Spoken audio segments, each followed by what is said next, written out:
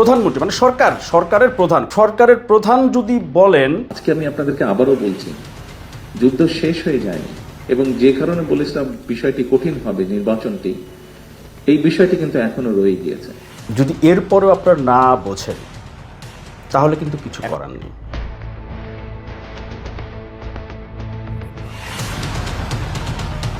প্রত্যেকেই আপনারা এখানে 12 তারিখে যে নির্বাচন হয়েছে সেই নির্বাচনে আপনারা মাঠে ছিলেন। আমি বলেছিলাম যে নির্বাচনটি কিন্তু কঠিন হবে। আপনারা প্রত্যেকেই পরতে সেটা কিন্তু অনুভব করেছিলেন। অনেকেই আমার কথাটা সেদিন কানে তোলেননি, পরবর্তীতে আপনারা বুঝেছেন।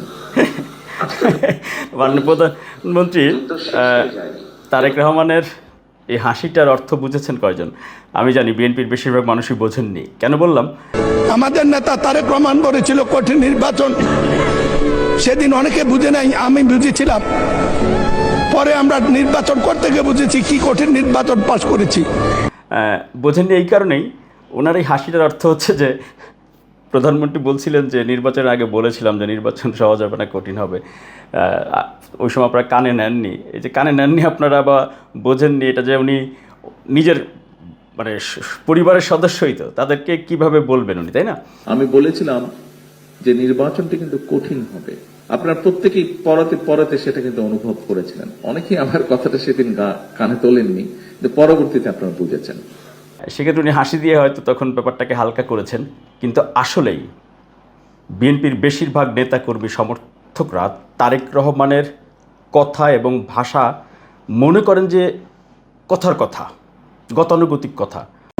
আগে যাদের বিরুদ্ধে দাঁড়িয়ে কথা বলতাম তাদেরকে চিনতাম, আর আজকে যাদের বিরোধী দল তাদেরকে এখনো আমি চিনি নাই। সৎ লোকের শাসন, জামাত প্রতিপক্ষ হলে কি হয় এবার আমরা মাঠে হারে হারে টের পেয়েছি।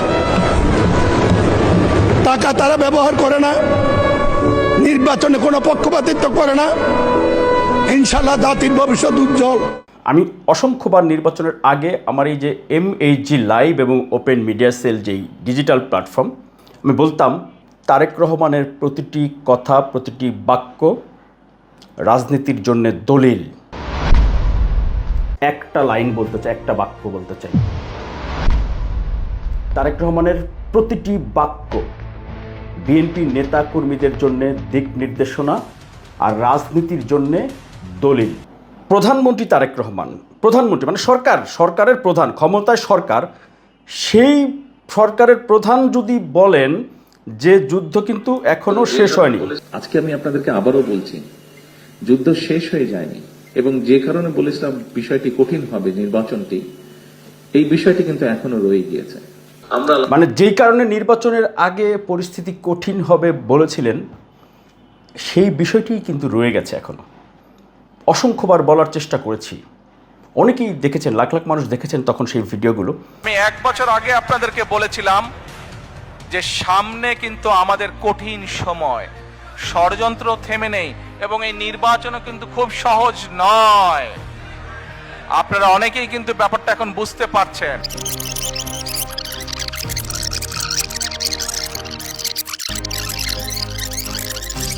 অদৃশ্য প্রতিপক্ষ ধীরে ধীরে দাঁড়িয়ে গিয়েছে। আপনাদেরকে এদের সম্পর্কে সচেতন থাকতে হবে। আজকে থেকে প্রায় 3 মাস আগে আমি এই কথাটি বলেছিলাম। আমি আজকে থেকে 7 মাস 8 মাস আগে বলেছিলাম আপনাদেরকে। আজকে থেকে প্রায় 1 বছর আগে আপনারা বহু মানুষ সেদিন সেখানে উপস্থিত ছিলেন। জনগণকে সাথে রাখতে না পারি এই দেশের অস্তিত্ব নিয়ে ভবিষ্যতে প্রশ্ন দেখা দিবে। এই কথাগুলোর অর্থ বিএনপির বেশিরভাগ নেতা বোঝেননি।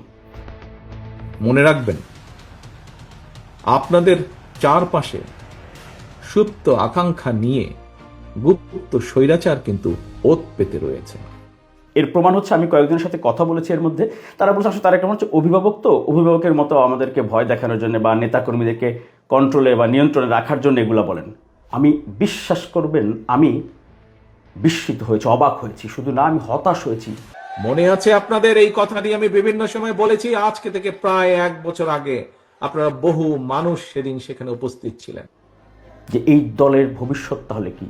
তারেক রহমান আর তার দলের বেশিরভাগ নেতাকর্মীর মধ্যে যদি রাজনৈতিক চিন্তাধারা, ভাবনা এত পার্থক্য হয়, কেউ কেউ ভাবছেন যে তারেক রহমান তো এই কথাগুলো দুদিন আগেও বলেছে, একই কথা বারবার বলে কেন? একই কথা এই জন্য বারে বারে বলছি সহকর্মীবৃন্দ, দিন যত যাচ্ছে তত পরিষ্কার হচ্ছে সামনের যে নির্বাচন এটি এত সহজ না। তাহলে সামনের দিন আসলে কিভাবে এই দলটি এগিয়ে যাবে এটি বলতে বাধ্য হচ্ছি। করতে হবে, কাজটি করতে হবে, এর কোনো বিকল্প নেই। আদারওয়াইজ এই দেশ এবং জাতি ধ্বংস হয়ে যাবে আমরা যদি সজাগ না হই, আমরা যদি এই যুদ্ধে মাঠে নেমে না পড়ি, এই দেশ ধ্বংস হয়ে যাবে। পরিষ্কারভাবে বলি, আমি ছোট মানুষ, রাজনীতিতে এত গুরুত্বপূর্ণ কেউ বিশ্লেষক, আলোচক, গবেষক কিছুই না। আমি একজন সাদামাটা সংবাদকর্মী, কিন্তু আমি তারেক রহমানের রাজনীতি পর্যবেক্ষণ করি। ইয়েস, আমি এটি খুব গর্বের সাথে, আল্লাহর রহমত আলহামদুলিল্লাহ আমি বলতে পারি, আমি তারেক রহমানের রাজনীতি যতটা পর্যবেক্ষণ করি, ওনার রাজনীতি যতটা মনোযোগ দিয়ে বোঝার চেষ্টা করি, দয়া করে আপনারা একজনও যদি হন আমার কথাটা মনোযোগ দিয়ে শুনবেন। একটা লাইন বলতে চাই, একটা বাক্য বলতে চাই। তারেক রহমান যেই বক্তব্যগুলো দেন প্রকাশ্যে জনসভায় অথবা টেলিফোনেও যদি কোনো কথা বলেন, সেই কথার কথা না, সেই কথা বলার জন্যে বলেন না। তারেক রহমানের প্রতিটি বাক্য বিএনপি নেতা কর্মীদের জন্যে দিক নির্দেশনা আর রাজনীতির জন্যে দলিল। তারেক রহমানের রাজনৈতিক দর্শন এতটাই সুনির্দিষ্ট যে উনি একটি বাক্য কথার কথা বা বলার জন্য বলেন না। বিএনপি নেতাকর্মীরা যে যত আগে এটা বুঝতে পারবেন, সে তত বেশি রাজনীতিতে সফল হবেন, দেশপ্রেমে সফল হবেন।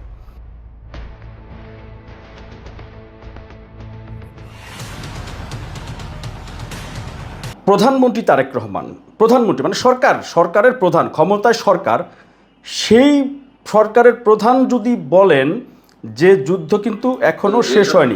আজকে আমি আপনাদেরকে আবারও বলছি, যুদ্ধ শেষ হয়ে যায়নি, এবং যে কারণে বলেছিলাম বিষয়টি কঠিন হবে নির্বাচনটি, এই বিষয়টি কিন্তু এখনো রয়ে গিয়েছে।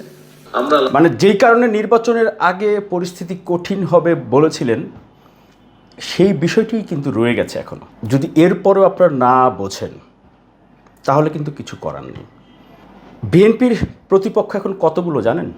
আপনাদের মনে আছে নিশ্চয়ই, আমি বলতাম বিভিন্ন সময় যে গণমাধ্যম কিন্তু বিএনপির পক্ষে তো নাই, নিরপেক্ষ তো নাই, বিপক্ষে বা বিএনপির বিরোধী দল হিসেবে কিন্তু গণমাধ্যম কাজ করছে এবং করবে। মনে আছে? আপনারা কি মনে করেন যে আমি বায়বীয়ভাবে কথা বলি, অথবা আমার ঘাড়ে কি তিনটা মাথা যে আমি এরকম একটা কথা বলবো যেটা বাস্তবতার সাথে মিল নাই, এরকম মনে হয়? অন্তত পক্ষে মিরাজ হোসেন গাজীর প্রতি এইটুকু ধারণা থাকা উচিত আপনাদের যে এই কথাগুলো অবশ্যই যথেষ্ট যুক্তি এবং ভিত্তি আছে। এখন আমারও সমস্যা যেইটা, আমিও তো মাননীয় প্রধানমন্ত্রী তারেক রহমান, ওনার বক্তব্য, ওনার স্টাইল, ওনার যেই কথার ধরন, ওইভাবে করে একটু, যেহেতু ওনার ছোটোবেলা থেকে শুনে আসছে ওনার বক্তব্য, একটু ওরকম করে বলার চেষ্টা করি, যে কারণে হয়তো ওই যে অন্যদেরকে বোঝাইতে পারি না। ব্যারিস্টার ফুয়াদদের, নাসির পাটোয়ারিদের মতো বেয়াদবদের কথার সঙ্গে আসলে এই যে মাননীয় প্রধানমন্ত্রী যেটা বলেন, এইটা তো আসলে তালমিল একসাথে হয় না। হ্যাঁ, মানে একজন হচ্ছে মার্শাল আর্ট, কারাতে বা এই কুম্ফু গ্রামার শিখে নামছেন খেলতে, আর একজন হচ্ছে কুস্তি, গ্রামের কুস্তি আলা নামছে। তাই গ্রামার আলা তো গ্রামার অনুসরণ করেই সে মার্শাল আর্টের বিভিন্ন নিয়মকানুন মেনে সে ময়দানে প্রতিদ্বন্দ্বিতা করছে। কিন্তু আমার ওই গ্রামের আমজাদ কাকা তো বা আজমাল কাকা বা হানিফ কাকা তো কাঁচা মাইরে মাল কাঁচা দিয়ে এই ঢাকা থেকে যাওয়া প্রশিক্ষণপ্রাপ্ত মার্শাল আর্ট আলারে পিছন থেকে যাইতা ধরে করে দিয়েছে, যাতা খেলা তো শেষ। কারণ হচ্ছে খেলতে যখন হবে ওই সব অসামাজিক, উস্কানিমূলক, উগ্র মানসিকতার উস্কানিদাতাদের সঙ্গে, তখন আসলে খেলোয়াড়দেরকেও সেইভাবেই প্রস্তুতি রাখতে হবে।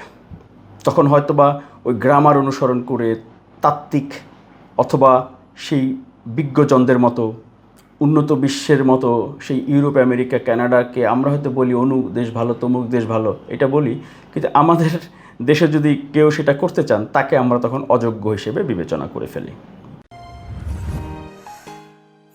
Open media cell.